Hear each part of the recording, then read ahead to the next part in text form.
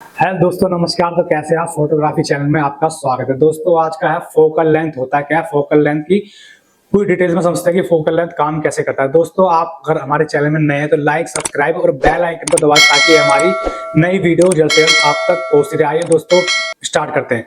दोस्तों, ये कैमरा है और हमारा क्या मिस अंडरस्टैंडिंग लोगों को ये रहती है कि जब जो सब्जेक्ट और लेंस के बीच को वो फोकल लेंथ समझते हैं। एक्चुअली होता ये नहीं है।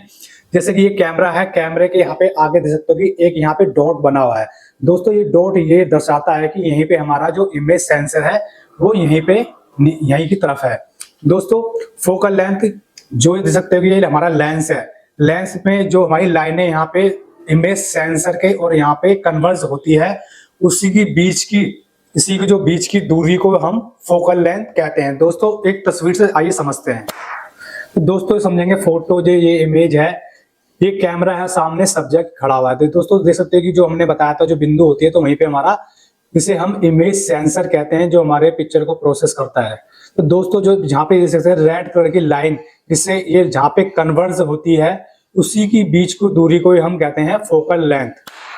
तो दोस्तों, जैसे हमने समझा कि जो ये हमारा इमेज सेंसर यहाँ पे हो गया और यहाँ पे हमारी जो लाइट है कन्वर्स हो रही है, इसी की बीच की दूरी को हम फोकल लेंथ कहते हैं। दोस्तों, अगर हम अब फोकल लेंथ जैसे दोस्तों ये इसमें हमने नंबर देखा होगा, जिसे हम कहते हैं 70, 20, 24, 50 mm। तो इसी को ही हम फोकल लेंथ भी कहते हैं। तो दोस्तों, ये कैमरे में जब हम अपना फोकल लेंथ चेंज करते हैं तो हमारा फील्ड ऑफ व्यू पे क्या असर पड़ता है, देखते हैं। तो दोस्तों देख सकते हैं कि ये इमेज है और ये हमारा जो बीच देख सकते हैं कि ये फील्ड ऑफ व्यू है। जितना हमारा फोकल लेंथ कम रहेगा, जैसे कि ये 60 mm है, तो उतना ही फील्ड ऑफ व्यू ये वाइड हो गया, उतनी ही ज्यादा इसमें लाइट अंदर आएगी। तो जैसे देख सकते हैं 35 mm हो गया तो उसका फील्ड ऑफ व्यू और नैरो होता जा रहा है। जितना भी 135 mm, तो इसका फील्ड ऑफ व्यू और नैरो हो गया है। दोस्तों, जो हमारे पास लेंस होते हैं, वाइड एंगल लेंस, जो नॉर्मल लेंस और प्राइम लेंस होते हैं, और जो टेलीफोटो लेंस होते हैं, तो उसमें हमारा फोकल लेंथ अलग अलग होता है। जैसे कि ये 50 mm लेंस है, तो इसका जो फोकल लेंथ है ये फिक्स है, ये क्योंकि ये एक फिक्स लेंस है, तो इसका 50 mm जो हमारा फोकल लेंथ होगा। तो दोस्तों, ये फोकल लेंथ चेंज करने पे हमारी फोटो पे क्या असर पड़ता है, तो आइए फोटो से देख के समझते हैं। तो दोस्तों, ये हमारे पास इमेज है, ये सब्जेक्ट है। तो देख सकते हैं जब हमने अपना 24 वाइड फोकल लेंथ रखा तो ये सब्जेक्ट और बैकग्राउंड हमारा कितना ये वाइड हो रहा है, जिससे हमारी जो फोटो देखने में थोड़ी ये कंप्रेस सी लग रही है। जब हमने अपना फोकल लेंथ चेंज करके 50 mm पे देख सकते हो कि फोटो कैसी आ रही है, ये 100 mm फोकल लेंथ पे कैसे आ रही है, 200 फोकल लेंथ पे ये फोटो कैसे आ रही है। जब आप इस फोटो को देख रहे होगे तो आपको खुद समझ में आ रहा होगा कैसे ये फोटो कंप्रेस हो रही है। तो आपको जो दोस्तों फोटो पसंद आ रही है 50 mm, 100 mm या 200 mm की, उसमें आपको blur effect, depth of field भी देखने को मिल रही होगी। दोस्तों इसमें डेप्थ ऑफ फील्ड का क्या रोल है। जब हम अपनी फोकल लेंथ इतनी वाइड रखेंगे तो उतनी हमारा बैकग्राउंड उतना ही वाइड होगा और हमें डेप्थ ऑफ फील्ड देखने को कम मिलेगी। जितना ही हम अपना फोकल लेंथ बढ़ाएंगे, 200 mm पे रखते हैं या 100 के ऊपर जाते हैं, तो देख सकते हो कि हमारा सब्जेक्ट और बैकग्राउंड के बीच में जो डिस्टेंस होता है उसमें आपको डेप्थ ऑफ फील्ड देखने को मिलेगा, उसमें ब्लर इफेक्ट भी आपको देखने को मिलेगा।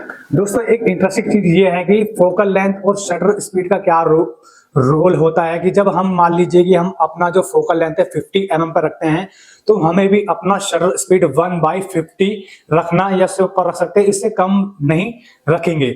मान लीजिए कि हम एक टेलीफोटो लेंस यूज करते हैं जिसका हमने 200 mm लेंस यूज कर रहे हैं, तो हम अपना शटर स्पीड भी 1/200 रखेंगे। अगर हम उससे कम रखते हैं अपने फोकल लेंथ के हिसाब से, तो हमें अपनी जो पिक्चर है वो ब्लर या हमारा कैमरा शेक होने का चांस बना रहता है। तो इसलिए हमें अपना शटर स्पीड अपने फोकल लेंथ से ऊपर रखना चाहिए हमेशा।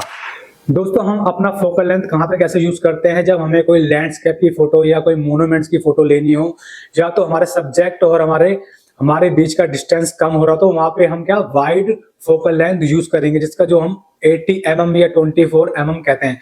दोस्तों, इसके ऊपर जाएंगे तो हम 50 mm, 85 mm, 100 mm हम फोकल लेंथ जैसे पोर्ट्रेट लेने के लिए, नॉर्मल शूट के लिए हम करते हैं।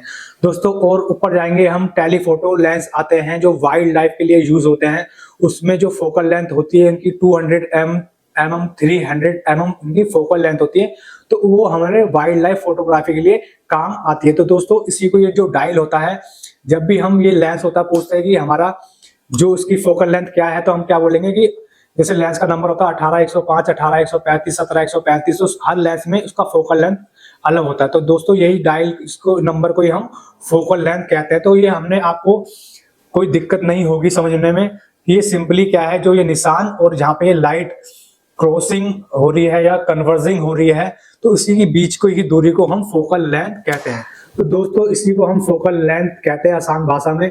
तो दोस्तों अगर आप हमारे चैनल पे नए हैं तो लाइक, सब्सक्राइब और बेल आइकन को दबाना ना भूलें, ताकि नई वीडियो जल्द से जल्द आप तक पहुंचती रहे। दोस्तों हमारे नीचे लिंक में और सारी वीडियो है, जैसे कि शटर स्पीड और अपर्चर, आईएसओ और सारी वीडियो है, तो उसको भी आप वहां पे देख के अपने फोटोग्राफी के बारे में आप जान सकते हैं। तो दोस्तों नई वीडियो साथ मिलते हैं, जब तक के लिए जय हिंद।